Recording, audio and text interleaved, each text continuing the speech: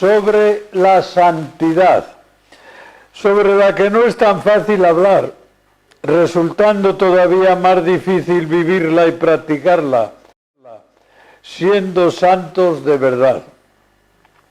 Antes del Concilio Vaticano me tocó tratar y colaborar con un grupo en Roma llamado Pro Santitate, grupo apostólico y espiritual, bajo el sacerdote primero y luego obispo Monseñor Giaquinta. Aquellas gentes vieron colmadas sus ilusiones en el Concilio Vaticano II. Por mi parte, siempre he pensado que el concilio acertó de verdad al incorporar en el capítulo 5 de la Constitución Lumen Gentium ese capítulo titulado Universal vocación a la santidad en la Iglesia, lo que decimos corrientemente llamada universal a la santidad. En este capítulo se nos dice, después de enumerar a los fieles de cualquier estado o condición, que están llamados todos a la santidad. Y se nos dice, por tanto, es decir, como una conclusión así solemne, por tanto, todos los fieles cristianos en las condiciones, ocupaciones o circunstancias de su vida y a través de todo eso se santificarán más cada día, aceptándolo todo con fe de la mano del Padre Celestial y colaboran con la voluntad divina, haciendo manifiesta a todos, incluso en su dedicación a las tareas temporales, la caridad con que Dios amó al mundo. A través de este texto del concilio ya se ve que la santidad hay que vivirla, hay que cultivarla y conseguirla en las condiciones, ocupaciones o circunstancias de la vida de cada uno, de la vida de cada día, en lo cotidiano. Esta noción de santidad que ahora tenemos bien clara, no la ha estado siempre así. Y había gente equivocada, pero muy equivocada, que creía que para ser santo había que hacer cosas extraordinarias y nunca vistas. Por ejemplo, aunque esto sea ya un ejemplo muy antiguo, cuando en Lisboa finalmente se descubrió que aquella monja de las llagas, a la que no quiso ir a ver de ninguna manera nuestro Santo Padre Juan de la Cruz, diciendo que era un fraude, bueno, aquella monja dominica era una farsante que había engañado a todo el mundo. Yo cuando pienso que hay un documento de la Santa Sede en que invitaban en Roma a que fueran a una misa solemne para dar gracias al Señor por este regalo, esta merced tremenda de las llagas en esta persona, pero menos mal que lo descubrieron a tiempo, si no vaya un cisco, una misa solemne en toda la iglesia, por eso, y que luego era un fraude. Bueno, pues esta tipa, cuando al fin descubren que todo es un engaño, los de la Inquisición le preguntan, ¿y todo esto, en todo esto qué parte ha tenido el demonio? Uy, se quedó así mirando ella y dijo, aquí el demonio nada, no se le ocurre tal cosa. Bueno, entonces, ¿por qué ha fingido tener las llagas del Señor y otras cosas? Contestación, esto es tremendo, para que me tuvieran por santa. Tengo que aparecer ahí como alguien tremendo, como un San Francisco en Portugal. Bueno, bien, ya en el siglo XX el Papa Benedicto XV, que proclamó las virtudes heroicas de Teresita de Lisieux, tuvo entonces un gran discurso sobre la infancia espiritual y habló muy claro de la sencillez de las demás virtudes que llamaban pequeñas para hacer ver todas esas otras cosas. Y entonces allí dejó dicho, La perfección consiste en cumplir la voluntad de Dios, en ser lo que quiere que seamos. Y dejó además dicho también, la santidad consiste propia exclusivamente en la conformidad con el divino querer, manifestada en el constante y exacto cumplimiento de los deberes del propio Estado. Esta idea de la perfección y santidad quedó definitivamente ya muy bien plasmada en el magisterio de Pío XI. Este papa era famoso por los discursos que echaba cuando se aprobaban las virtudes de algún siervo de Dios.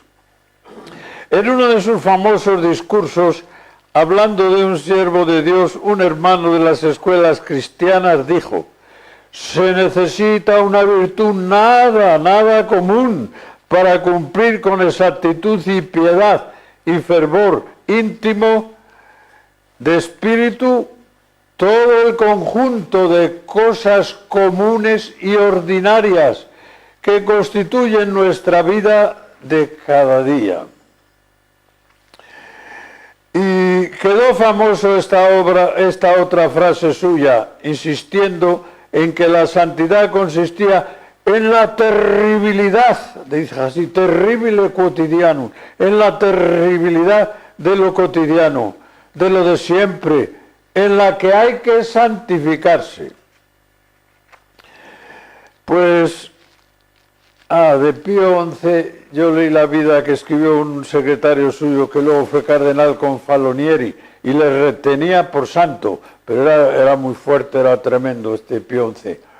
Y dice este biógrafo, bueno, yo le retengo por santo, pero si le canonizásemos, había que ponerle en el nicho con la espada en la mano, porque se cortaba por lo sano, así, era santo, pero de estos.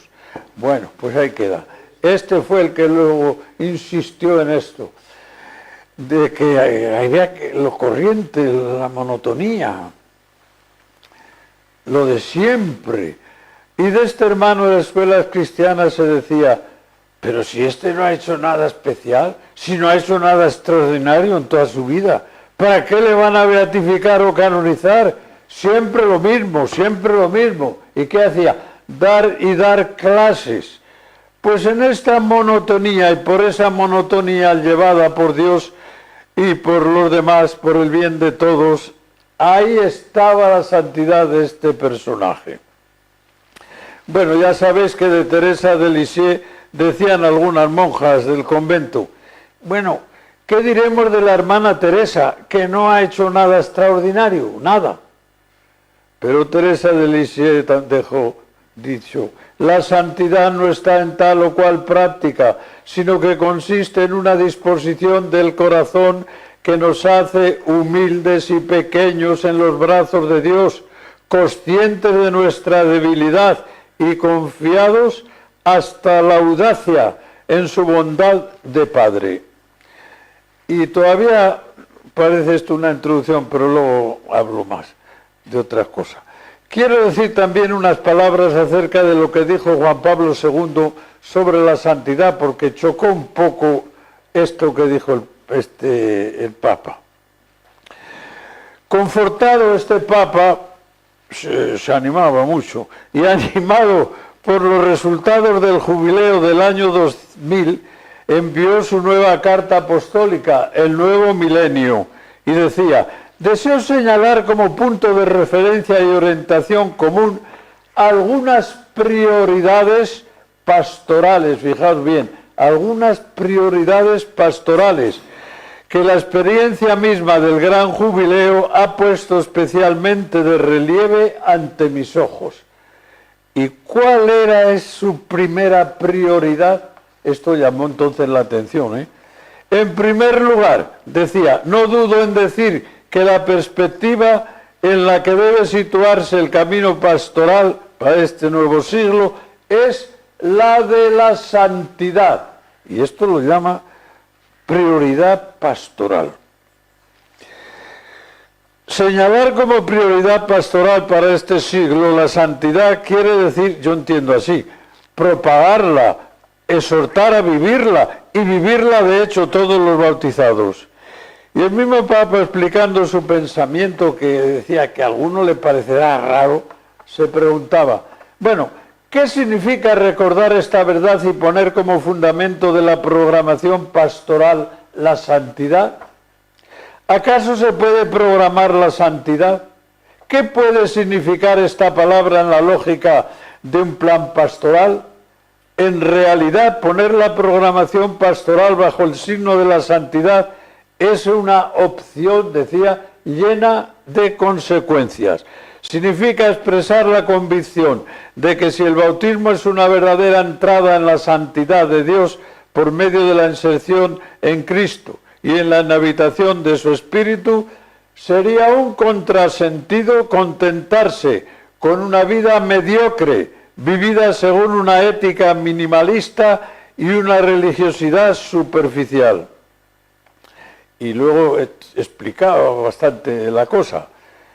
Y dice, preguntar a un catecúmeno, ¿quieres recibir el bautismo? Significa al mismo tiempo preguntarle, ¿quieres ser santo?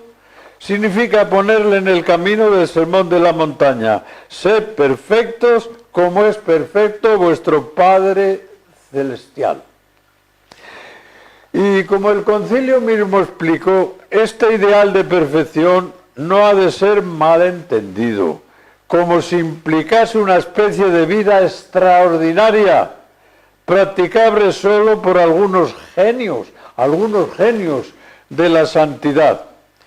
Los caminos de la santidad son múltiples y adecuados, pero como vamos diciendo, a la vocación de cada uno, vocación auténtica de cada uno. Hay genios en la pintura, en la escultura, en la música, pero en la santidad todos somos caminantes. Hemos de ser competentes para recorrer el camino hacia Dios sin estorbarnos unos a otros, sino ayudándonos todos como hermanos. Y este don de la santidad, por así decir, objetiva, se da a cada bautizado, pero el don se plasma a su vez en un compromiso que ha de dirigir toda la vida cristiana.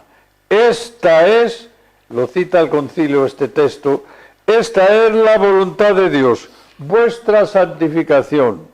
Y esto está en la Biblia un par de veces. La primera carta a los Tesalonicenses y en la a Éfesos. Bien, dicho todo esto así como entonando bien el tema, hay gente que está siempre pensando que les cuesta ser santos. Ay, cómo me cuesta ser santo. Ay, que si yo no puedo vivir con este tipo. Ay, que este hombre me quita la paciencia. Ay, que todo esto. Y a lo mejor dicen, bueno, a pesar de todo me haré santo. Yo cuando digo eso, no es que me enfade, pero me parece que es un disparate. A pesar de que, no señor, a través de esto te tienes que hacer santo, no a pesar de esto y del vecino. Bueno, pues siempre pensando así mucha gente. Yo más bien quiero pensar cuánto le cuesta a Dios hacer un santo. Esto. Nos lo dice San Juan de la Cruz sin pestañear. Está hablando de lo difícil que es librarse de los defectos, de las imperfecciones, de los apetitos desordenados. Y termina diciendo, por lo dicho se verá cuánto más hace Dios en limpiar y purgar, o sea, purificar un alma de estas contrariedades que en criarla de no nada. Porque estas contrariedades de afectos y apetitos contrarios son más opuestos y resistentes a Dios que la nada, porque ésta no resiste. Para crear el universo, Dios ha tenido que echar mano de su omnipotencia, siendo Él con ese poder el único capaz de crear, según nuestra teología. Y al tratar de perfeccionar y santificar al hombre, se encuentra, fijaos, con su resistencia y terquedad, y le cuesta más al Todopoderoso que toda la obra de la creación. Tenemos pues la nada no resiste, pero nosotros, pobres pecadores, vaya si resistimos. Y persistimos además. ¿Y cuánto damos que hacer a Dios? ¿Qué hay que hacer para llegar a ser santo? Ya voy adelantando de lo que quiero decir. Santo de verdad, no, de verdad. En mi opinión, estar atentos a cómo Dios nos llama y más aún nos reclama a nuestra vida de cristianos. Por ejemplo, aquí lo que se dice en ese capítulo 5 de la vocación universal a la santidad dice: los seguidores de Cristo llamados por Dios no en razón de sus obras, sino en virtud del designio y gracia divinos y justificados en el Señor Jesús, han sido hechos por el bautismo, sacramento de la fe, verdaderos hijos de Dios y partícipes de la divina naturaleza.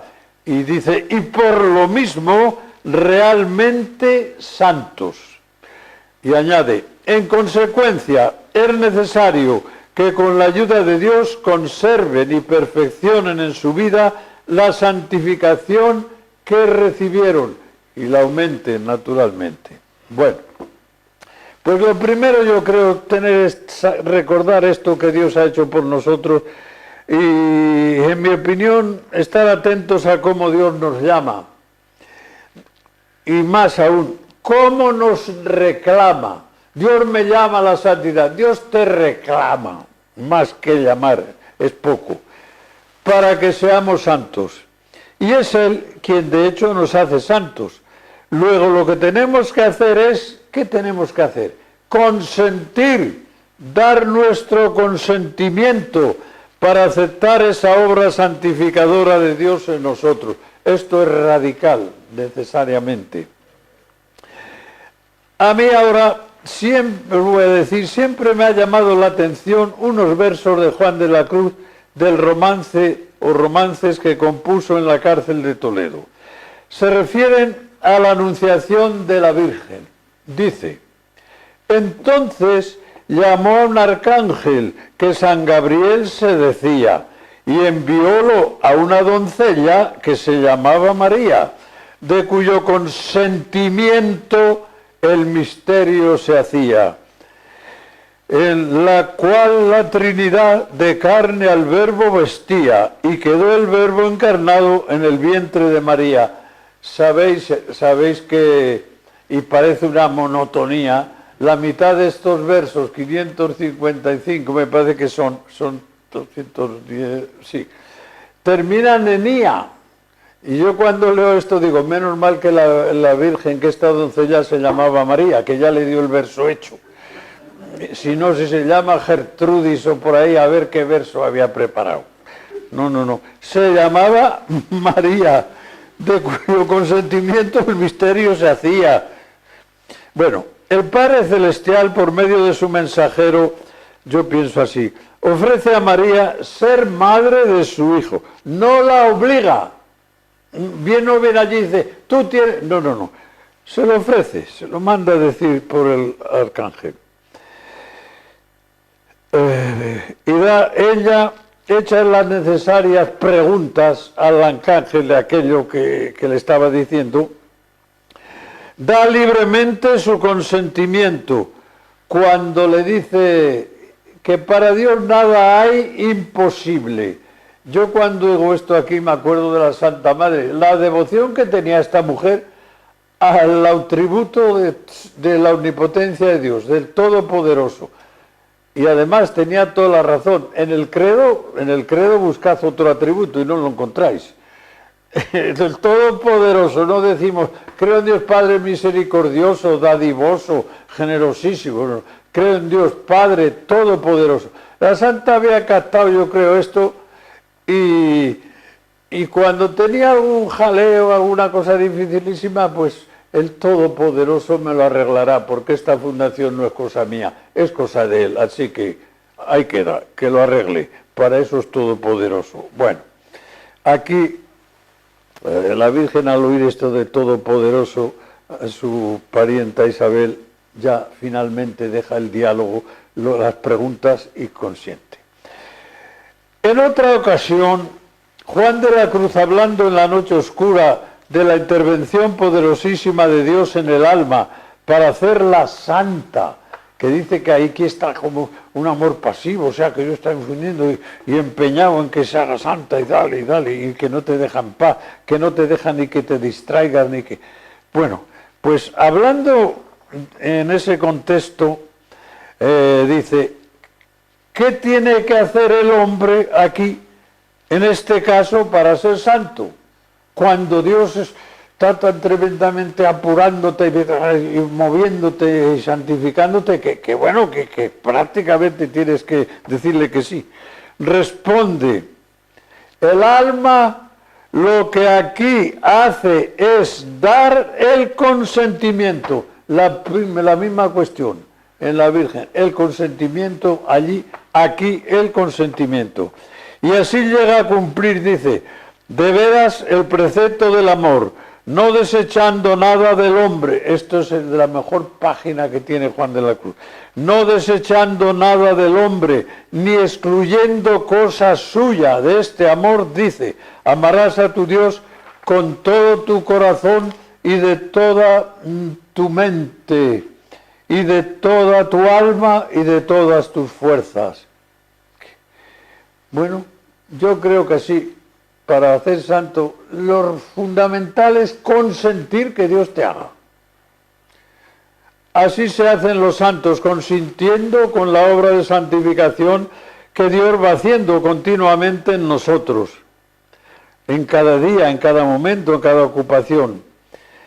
Hay que dejar a Dios ser Dios misericordioso, santificador, perfeccionador, y esto en cada día, en cada momento, en cada minuto, en cada segundo. Y al lado de este consentimiento al hombre, Dios le ha dado, ¿qué le ha dado? Ayudas especiales y más ayudas para que corresponda, para que se haga santo de verdad y no resista a la acción divina. Nos da todas esas gracias para esto, para superar todos estos inconvenientes, la acción divina. Y yo ahora me pregunto, ¿con qué oración principalmente tenemos que contar? Con la del Padre Nuestro, oración de la que estaban enamorados Santa Teresa y San Juan de la Cruz, nuestros padres y maestros, así. Con esta honesta oración. Y tiene el santo una observación estupenda, que dice, cuando sus apóstoles le pidieron que les enseñase a orar, vaya si lo podía hacer por lo bien, por lo tan bien, no tan bien, sino tan bien que conocía la condición de su padre, sabía cómo teníamos que entrarle, cómo teníamos que pedirle, cómo teníamos que orar para que aceptase lo que nosotros íbamos allí requiriendo, porque él conocía muy bien la condición de su padre. Condición en la Santa Madre, sabéis tantas veces que usa cuando habla de la verdadera oración. El santo también es una delicia esto de la condición humana. La santa se desvive porque tal condición tiene uno, tal condición tiene otro. Aquel eclesiástico que se ponía a hablar y no acababa nunca. Dice ella, tiene una condición que se le pierden las palabras por el camino. De su sobrina Teresita, hay una condicioncita de ángel, ¿qué iba a decir su tía? ¿Qué iba a decir la tía? Pues eso. Y la condición del Padre Graciano, no digamos. Bueno, esa es una palabra que mucho... Y aquí el santo la trae a punto para decir, Cristo Jesús conoce cómo es su Padre, cuál es el temperamento de este nuestro Padre Celestial. Y entonces la oración que nos enseña es en relación con eso, por los motivos dichos de que conseguiremos lo que nos pide, invocándole, amándole, queriéndole como Padre. Y entre esas ayudas que contamos, como digo, con la oración del Padre Nuestro, de la oración, dentro de, pero ahora me llama también la atención algo que voy a decir. Dentro de esta oración, la Santa Madre nos hace pensar en el sacramento de la Eucaristía. A las monjas les viene a decir, mira, hermanas, no pidáis tanto el pan nuestro, el churrasco ese que nos van a dar, el pan de cada día, que ese con nuestro trabajo nos lo tenemos que ir ganando. Esa es su idea. Pero este otro es el pan nuestro de cada día, a mí entendía ella, el pan eucarístico. Y tiene esta observación genial, para mí es genial.